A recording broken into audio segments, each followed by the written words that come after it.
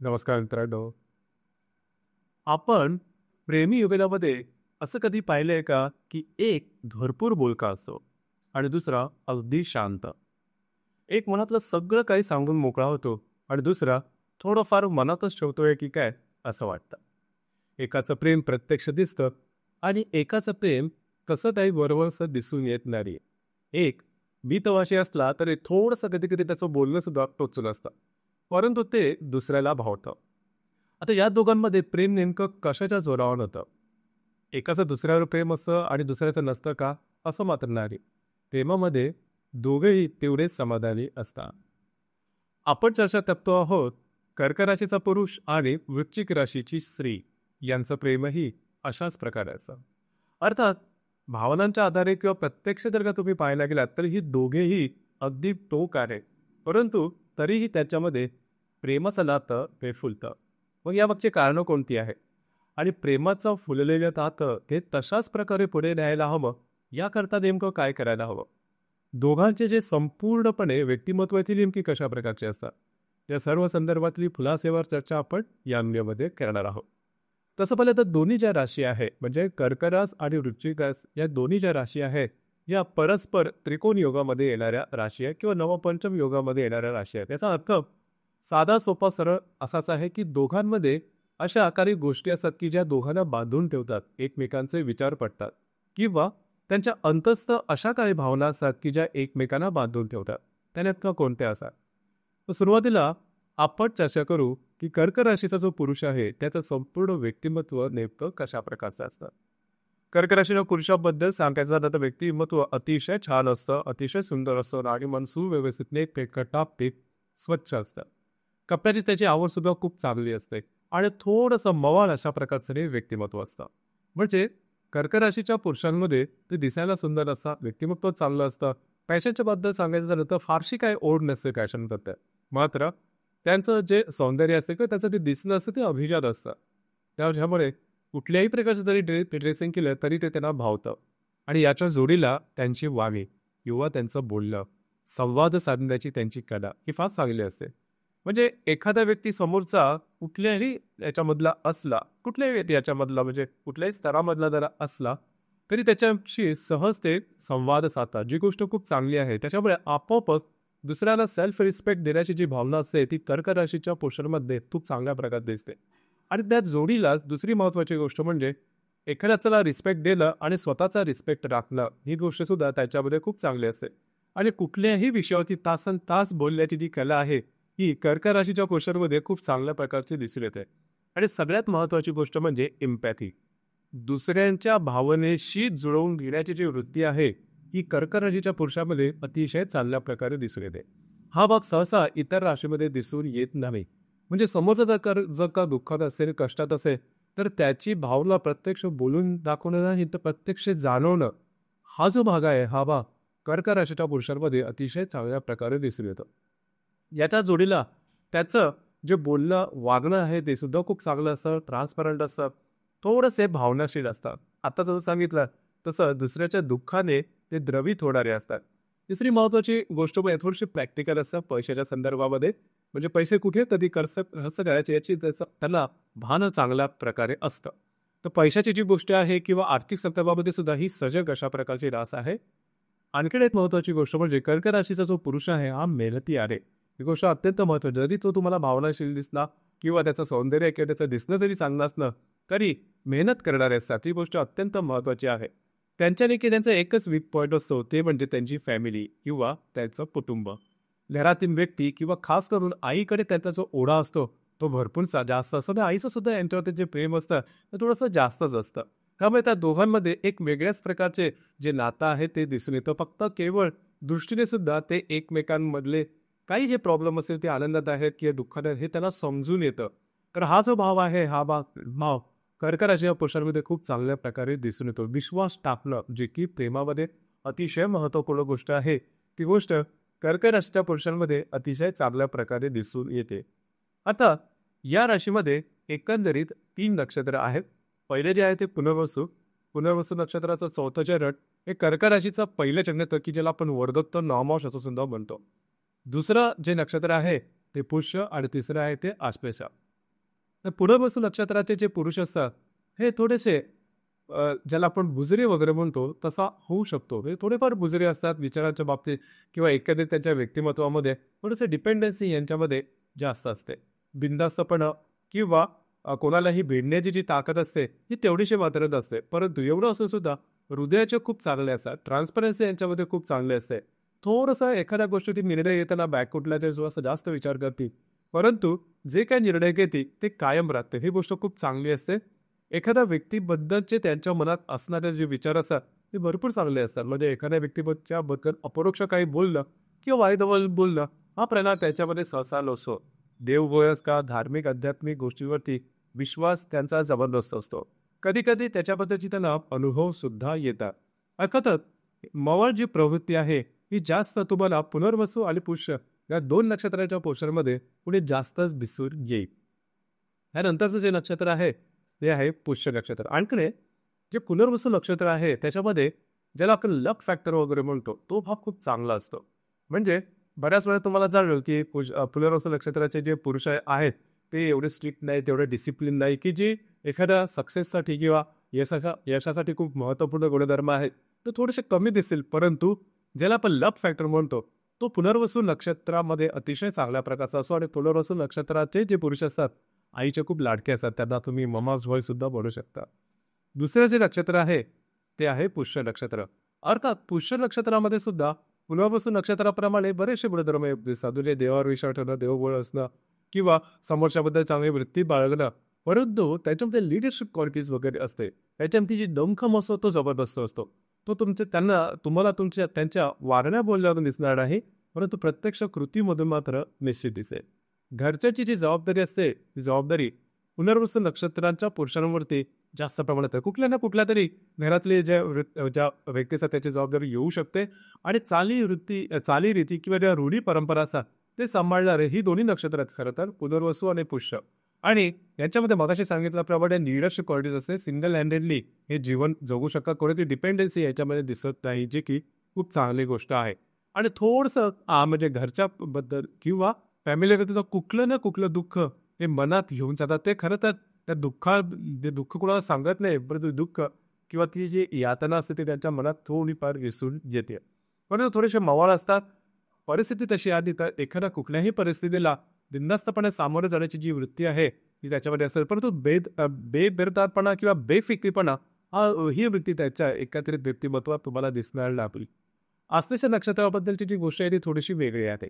आश्लेषा नक्षत्राचे जे पुरुष आहेत हे तुम्हाला वर्क करणे थोडेसे बिनधास्त वाटते, परंतु आतमध्ये त्याच्यामध्ये म्हणजे त्या अंतस्थ हे जे आश्लेषा नक्षत्राचे जे पुरुष आहेत हे अंतस्थ अतिशय भावनाशिक असतात. त्यांच्या भावना असलेल्या गूढ असतात.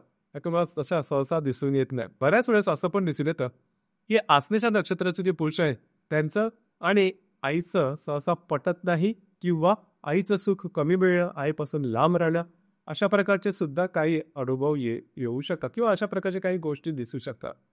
आतापर्यंत तुम्हाला एकंदरीत समजलं असेलच की कर्क राशीचे जे पुरुष आहे त्याचं संपूर्ण व्यक्तिमत्व कसं असतं. यानंतर आपण चर्चा करू की वृश्चिक राशीची जी स्त्री आहे त्याचं संपूर्ण व्यक्तिमत्व कशा प्रकारचं असतं. वृश्चिक राशीबद्दल सांगायचं झालं तर कालपुरुषाच्या पत्रिकेमध्ये अष्टम स्थानात येणारी रास आहे. राशीचा जो स्वामी आहे तो मंगळ आहे. राशीचे जे तत्व आहे ते जलतत्व आहे आणि स्थिर स्वरूपाची ही रास आहे.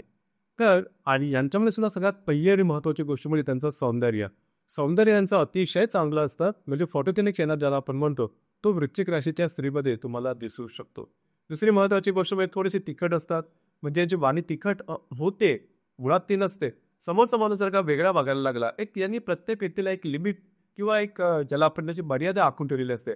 त्या मर्यादेबाहेर जर का एखादा व्यक्ती गेला तर मात्र ही स्त्री त्याला सोडणार नाही. मग यांची जी वाणी आहे ती तिखट दिसून येईल. आणि दुसरी महत्त्वाची गोष्ट म्हणजे थोडासा हट्टी स्वभाव याच्यामध्ये दिसतो. मध्यम मार्ग ज्यांना म्हणतो की मध्यम मार्गाने चालायला हवा, ॲडजस्ट करणं वगैरे हा प्रकार वृश्चिक राशीच्या स्त्रीमध्ये दिसून येत नाही. एखादी जर त्यांना गोष्ट पटली तर ते पटवून घेतात, ती गोष्ट करतात सुद्धा. आणि एखादी गोष्ट नाही पटली तर त्याबद्दलचा जो दृष्टिकोन असतो तो अंतिम असतो किंवा एक्स्ट्रीम असतो. त्याच्यामुळे ॲडजस्टचा मार्ग किंवा मध्यम मार्ग वगैरे तो प्रकार वृश्चिक राशीच्या स्त्रीमध्ये दिसून येत नाही. आणि त्याचा जर का स्वभाव तुम्ही व्यवस्थितपणे समजून घेतला तर त्यांच्याशी इंटरॅक्ट करणं सोपं जातं. लक्षात घ्या, वृश्चिक राशीच्या स्त्रीला खोटं अजिबात आवडत नाही. तुम्ही जसे आहात तसे जर का त्यांना सामोरे गेलं तर ते अतिशय चांगलं.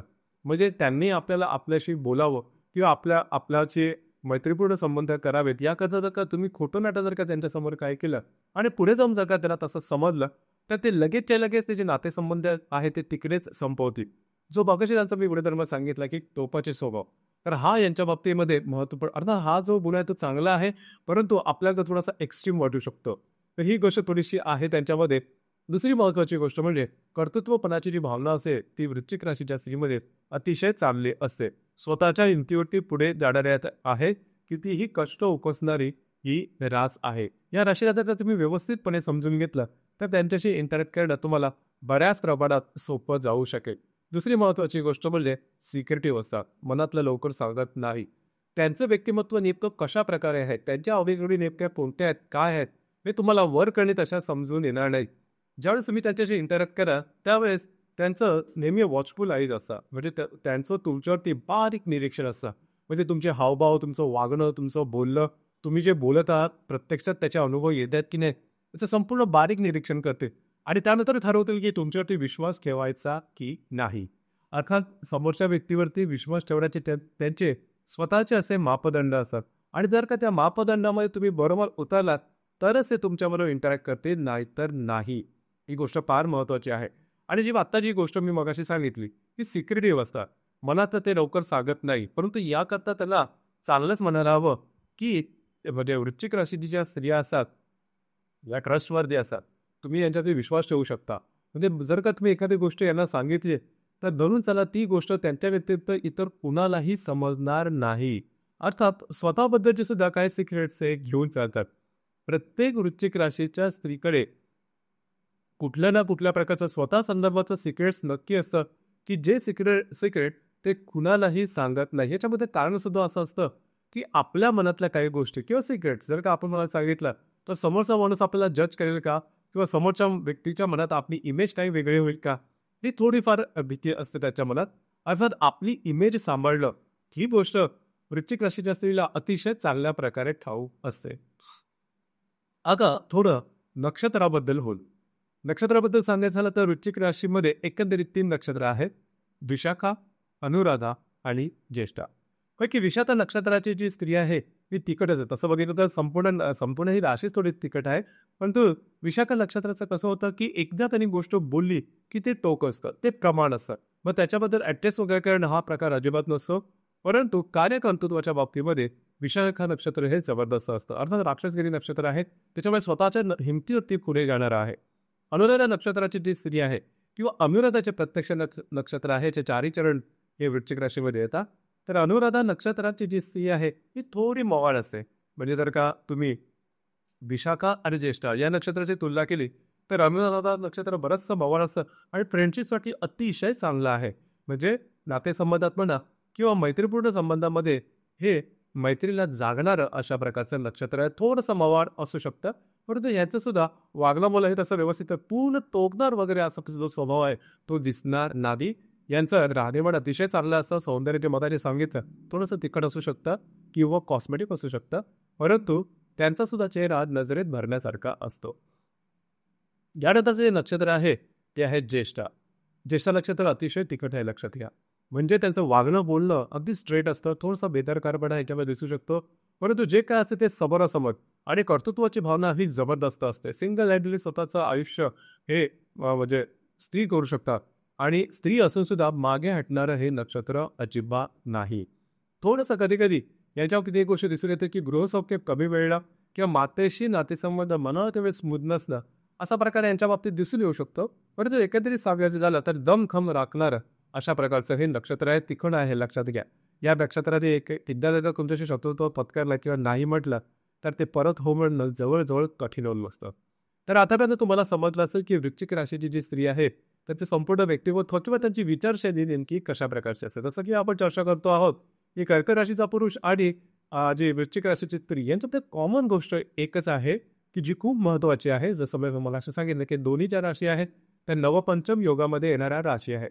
तर त्या दोन्ही राशी म्हणजे कर्क राशीचा पुरुष आणि वृश्चिक राशीची स्त्री आहे हे दोन्ही दोघे जे आहेत ते इमोशनल आहेत आणि इमोशनल बॉन्डिंग याच्यामध्ये जबरदस्त असते. लक्षात दिलं जर का कर्क राशीची स्त्रीने एखाद्या व्यक्तीचा विश्वास ठेवला म्हणजे प्रेमाच्या बाबतीत सुद्धा, तर ती त्याची संपूर्णपणे जबाबदारी घेते आणि ही गोष्ट कर्क राशीच्या पुरुषाला अतिशय भावते. ही गोष्ट अत्यंत महत्त्वाची आहे. त्यामुळे त्यांचं जे प्रेम आहे हे भावनेच्या आधारावरती म्हणा किंवा विश्वासाच्या आधारावरती पुढे जातं, टिकून राहतं. मग अशा कोणत्या गोष्टी की ज्यामुळे प्रेमामध्ये काही प्रॉब्लेम कॉम्प्लिकेशन्स येऊ शकतात. आता डेलिकेट आहे कर्क राशीचा जो पुरुष आहे आणि थोडासा बेदरकार आहे वृश्चिक राशीची स्त्री. तर वृश्चिक राशीच्या स्त्रीचं कधी कधी जे बोललं असतं हे थोडंसं तिखट असतं, सरळ सरळ हृदयात उतरणारं असतं. ही गोष्ट कर्क राशीच्या पुरुषाला थोडीशी लागू शकते. गोष्ट थोडीशी महत्वाची आहे. आणि वृश्चिक राशीची जी स्त्री आहे ही बऱ्याच गोष्टी कधी कधी सांगत नाही आणि त्या जाणवतात मात्र कर्क राशीच्या पुरुषाला. त्यामुळे तो नेहमी थोडासा म्हणजे डिलेमामध्ये असतो, द्विधावस्थेत असतो की वृश्चिक राशीची जी स्त्री आहे हिच्या मनात चाललंय नेमकं काय. तर हा सुद्धा भाग असतो. आणि तिसरी महत्वाची गोष्ट म्हणजे जर का ह्याच्यामध्ये मिसअंडरस्टँडिंग झाली तर मात्र गोष्टी टोकात होऊ शकतात. कारण मी मगाशी जसं सांगितलं की वृश्चिक राशीची जी स्त्री आहे थोडंसं जरी जरी तिला वाटलं की समोरचा व्यक्ती काहीतरी लपवतोय किंवा काहीतरी वेगळा बघलाय, तर ती लगेचच्या लगेच जे नातं आहे ते संपवते. अर्थात या गोष्टीत थोडंसं काम करणं गरजेचं राहील. बाकी जर काय सांगायचं झालं तर यांच्यामध्ये बऱ्याचशा गोष्टी किंवा आवडी-निवडी ज्या आहेत, त्या बऱ्याचशा सारख्या आहेत. जसं मी सांगितलं, की त्यांचे भावूक असतात, एकमेकांवरती विश्वास जो प्रेमामध्ये सगळ्यात महत्त्वाचा असतो, तो दोघांमध्ये दिसून येतो. त्याच्यामुळे त्यांच्या प्रेमामध्ये तसे काही अडथळे येत नाही. आता थोडंसं आपण चर्चा करू, की अशा कोणत्या गोष्टी की ज्यामुळे प्रेमामध्ये अडथळे पण येऊ शकतात किंवा प्रेम तुमच्या चांगल्या प्रकारे पुढे सुद्धा जाऊ शकतं. तर सगळ्यात महत्त्वाचं म्हणजे संवाद. तर खुलेपणाचा संवाद तुमच्या दोघांमध्ये असणं गरजेचं आहे. आता ही जी गोष्ट आहे, ही गोष्ट वृश्चिक राशीच्या स्त्रीकडून करतो थोडंसं कठीण असतं. कारण वृश्चिक राशीची जी स्त्री आहे ही स्त्री असून सुद्धा थोडंसं कमी बोलणारी आहे. तर त्या ठिकाणी थोडंसं लक्ष देणं गरजेचं राहील. खुला संवाद असणं गरजेचं आहे. आणि दुसरी महत्त्वाची गोष्ट म्हणजे विश्वास ही सुद्धा कारण विश्वासावरच तुमचं जे नातं आहे ते टिकतं. आता हा जो विश्वास आहे जसं आत्ता सांगितलं की थोडं जरी मिसअंडरस्टँडिंग झाली तर वृश्चिक राशीची जी स्त्री आहे ती हातात झेंडे घेऊन धावणारी आहे, म्हणजे लगेच टोर गाठणारी आहे. तर या संदर्भात थोडंसं लक्ष देणं गरजेचं आहे. जर का मिसअंडरस्टँडिंग होत असेल किंवा जर का काही गोष्टींबद्दल प्रश्नचिन्ह असतील तर ते समोरासमोर बसून तुम्हाला सोडवता यायला हवे. दुसरी महत्त्वाची गोष्ट म्हणजे एकमेकांच्या भावनांचा आदर करणं हे अत्यंत महत्त्वाचं आहे. लक्षात द्या इथे कर्क राशीचा जो पुरुष आहे तो भावुक आहे, कधी कधी अति भावुक सुद्धा होतो. म्हणून त्याच्या भावना ज्या उथळ आहे किंवा त्या भावनांना तसा काय अर्थ नाही किंवा ते फॅन्टसीमध्ये जगतात किंवा अशा प्रकारचे विरुद्ध त्यांना लावू नये. अशी गोष्ट वृश्चिक राशीच्या स्त्रीकडून होण्याची शक्यता थोडीशी जास्त आहे. आणि एकत्र वेळ घालवणं हा सुद्धा फार महत्त्वपूर्ण गोष्ट आहे. लक्षात घ्या, लॉंग डिस्टन्स रिलेशनशिप यामुळे सहसा जास्त टिकत नाही. कारण एकत्र वेळ घालवणं ही गोष्ट त्याला जवळजवळ कठीण होऊन बसते.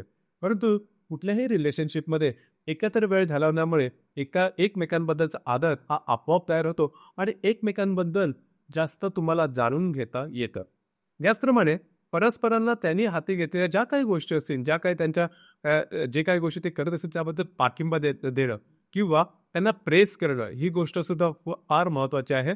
आता ही गोष्ट कर्क राशीच्या पुरुषांकडून खूप चांगल्या प्रकारे होऊ शकते आणि वृश्चिक राशीच्या स्त्रीकडून सुद्धा.